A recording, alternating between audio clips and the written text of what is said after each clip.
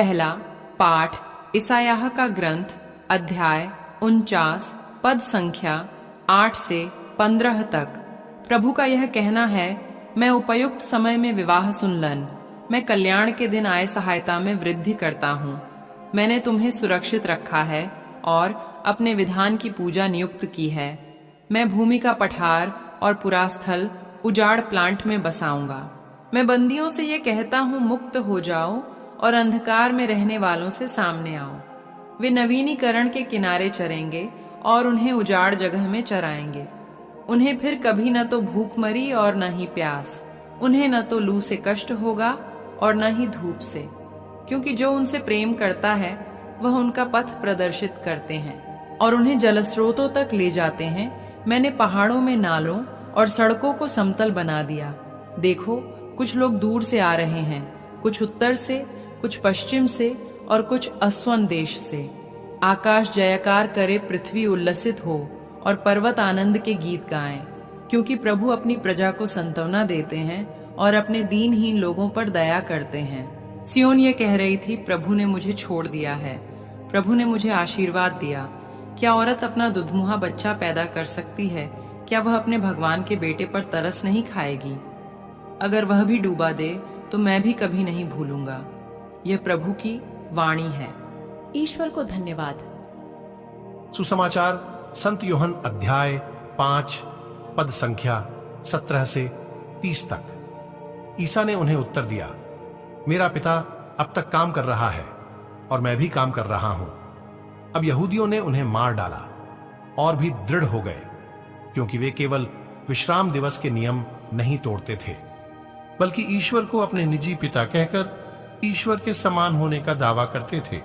ईसा ने उनसे कहा, मैं तुम लोगों से यह कहता हूं, पुत्र अपने आप से कुछ नहीं कर सकता, वह केवल यही कर सकता है जो पिता देखता है।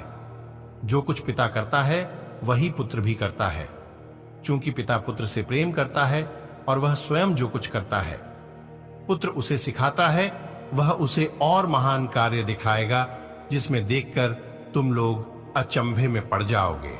जिस प्रकार पिता को उठाता और झिलाता है, उसी प्रकार का पुत्र भी जिसे चाहता है उसे जीवन प्रदान करता है, क्योंकि पिता किसी का न्याय नहीं करता, उसने न्याय करने का पूरा अधिकार पुत्र को दिया है, जिससे सब लोग जिस प्रकार पिता का आदर करते हैं उसी प्रकार पुत्र का भी आदर करते हैं। जो पुत्र का आदर नहीं करता वह पिता का आदर नहीं करता।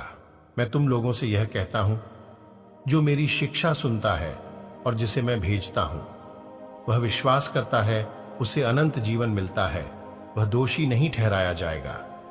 वह तो मृत्यु को पार कर जीवन में प्रवेश कर चुका है। मैं तुम लोगों से यह कहता हूं, वह समय आ रहा है, आ ही गया है, जब मृत ईश्वर के पुत्र की वाणी सुनेंगे, और जो सुनेंगे उन्हें जीवन प्राप्त होगा। जिस तरह पिता स्वयं जीवन का स्रोत है, उसी तरह पुत्र को भी जीवन का स्रोत बना दिया गया है, और उसे न्याय करने का भी अधिकार है, क्योंकि वह मनुष्य पुत्र है। इस पर आश्चर्य न करो, वह समय आ रहा है जब वे सब जो कब्रों में हैं उनकी वाणी सुनकर निकल आएंगे। सत्कर्मी जीवन के लिए पुनर्जन्म हो गया और कुकर्मी नरक दंड के लिए।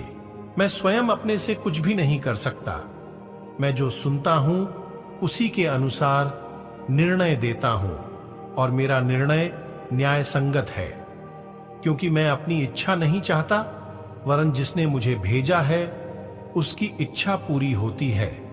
यह प्रभु का पवित्र सुसमाचार है। हे ख्रीस्त, तेरी स्तुति हो। मनन चिंतन। प्रभु यीशु ने ईश्वर को अपना पिता कहा। यह वैज्ञानिकों का विचार नहीं था।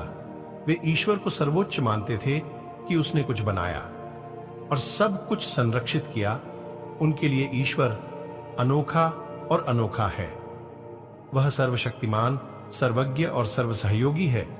यीशु ने न केवल ईश्वर के पुत्र होने का दावा किया, यीशु पिता का आदर्श और छवि है। सामान्य लोगों के लिए इस तथ्य को स्वीकार करना आसान नहीं है।